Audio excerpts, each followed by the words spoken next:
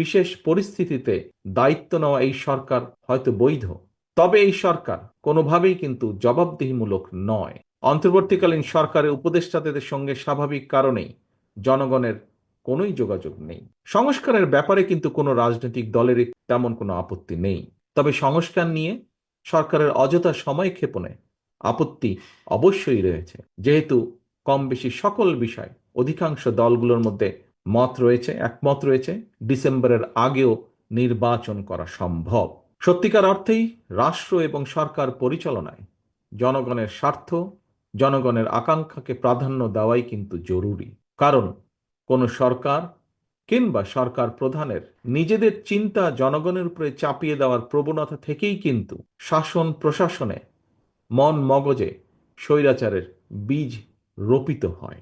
রাষ্ট্র এবং সরকারে যাতে স্বৈরাচারের কবলে না পড়ে, এ কারণেই রাষ্ট্রে জনগণের মালিকানা প্রতিষ্ঠা করা অত্যন্ত জরুরি। জনগণের ভোটে জনগণের কাছে জবাবদিহিমূলক সরকার প্রতিষ্ঠার মাধ্যমে একমাত্র রাষ্ট্র এবং সরকারকে জনগণের কাছে দায়বদ্ধ করা যায়। হাজারো শহীদের রক্তস্নাত বাংলাদেশে দীর্ঘ ১.৫ দশকের ফ্যাসিবাদী শাসনের পতন হয়েছে। একটি অন্তর্বর্তীকালীন সরকার দেশ পরিচালনা করছে বর্তমানে।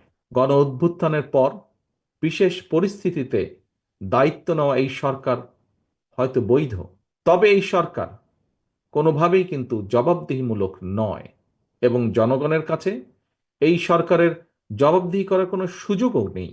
দেশের বর্তমান অন্তর্বর্তীকালীন সরকার 10 মাসেও জাতীয় নির্বাচনের সুস্পষ্ট তারিখ ঘোষণা করেনি। ফলে রাষ্ট্র এবং রাজনীতিতে এক ধরনের অনিশ্চয়তা সৃষ্টি হয়েছে এবং এই অনিশ্চয়তা সৃষ্টি হওয়ার কারণেই আমরা যদি খেয়াল করি, দেশে অর্থনৈতিক কর্মকাণ্ড বলা যায় প্রায় স্থবির হয়ে পড়েছে।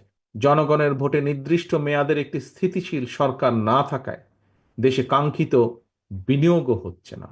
আমরা এখানে উপস্থিত প্রায় প্রত্যেকেই গণমাধ্যমে খবরে দেখেছি, ব্যবসায়িক সংগঠনগুলো বলছে নানা কারণে ইতিমধ্যেই শত শত শিল্প কলকারখানা বন্ধ হয়ে গিয়েছে, আরো অনেক কলকারখানা বন্ধ হওয়ার উপক্রম হয়ে পড়ছে। বিভিন্ন সেক্টরে এ ধরনের অস্থিরতা বিরাজ করছে। জনগণ তাদের সমস্যা সম্ভাবনার কথা সরকারের কাছে তুলে ধরার বা বলার কোনো সুযোগ তারা পাচ্ছে না। সম্মানিত সভাপতি, সম্মানিত নেতৃবৃন্দ, অন্তর্বর্তীকালীন সরকারের উপদেষ্টাদের সঙ্গে স্বাভাবিক কারণেই জনগণের কোনোই যোগাযোগ নেই। বিভিন্ন শ্রেণী পেশার মানুষের সমস্যা সম্ভাবনা কিংবা দুঃখ দুর্দশা সম্পর্কে অনেক উপদেষ্টাই ওয়াকেফাল নন। তারা অফিসে বসে ফাইলপত্র দেখে জনগণের সমস্যা চিহ্নিত করে সমাধানের চেষ্টা হয়তো কেউ কেউ করছেন। জনগণের সঙ্গে সরাসরি যোগাযোগ ছাড়া প্রশাসন নির্ভর, ফাইল নির্ভর বা ফাইল ওয়ার্ক দিয়ে সকল সমস্যার সমাধান যদি করা যেতই, তাহলে তো নিশ্চয়ই রাজনৈতিক দল বা রাজনীতির প্রয়োজন হতো না। প্রিয় উপস্থিতি, দেশের জনগণ সরাসরি নিজেদের পছন্দের প্রার্থীকে ভোট দিয়ে একটি জবাবদিহিমূলক সরকার প্রতিষ্ঠিত করতে প্রস্তুত, কিন্তু অন্তর্বর্তীকালীন সরকার মনে হয় জনগণের আকাঙ্ক্ষা উপলব্ধি করতে ব্যর্থ হচ্ছে। গণতন্ত্রের পক্ষের প্রতিটি রাজনৈতিক দলের পক্ষ থেকে লিখিতভাবে অন্তর্বর্তীকালীন সরকারের কাছে সংস্কার প্রস্তাব দেওয়া হয়েছে। এরই ভিতর সংস্কারের ব্যাপারে কিন্তু কোনো রাজনৈতিক দলেরই তেমন কোনো আপত্তি নেই, তবে সংস্কার নিয়ে সরকারের অযথা সময় ক্ষেপণে আপত্তি অবশ্যই রয়েছে। শুধু রাজনৈতিক দলের নয়, রাজনৈতিক দলগুলোর বাইরেও পত্র পত্রিকার মাধ্যমে আমরা দেখেছি বিভিন্ন সংগঠনও এ ব্যাপারে তাদের আপত্তির কথা জানিয়েছে, এ ব্যাপারে তাদের কনসার্নের কথা জানিয়েছে।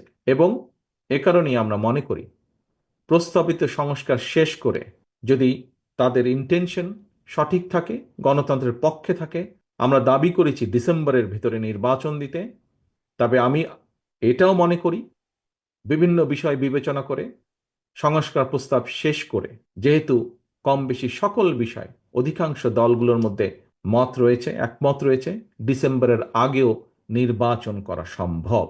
আমি অন্তর্বর্তীকালীন সরকারের কাছে আবারও আহ্বান জানাই, জনগণের আকাঙ্ক্ষাকে ধারণ করুন, অবিলম্বে ডিসেম্বরের মধ্যেই সুনির্দিষ্ট দিনক্ষণ দিয়ে জাতীয় নির্বাচনের তারিখ ঘোষণা করুন।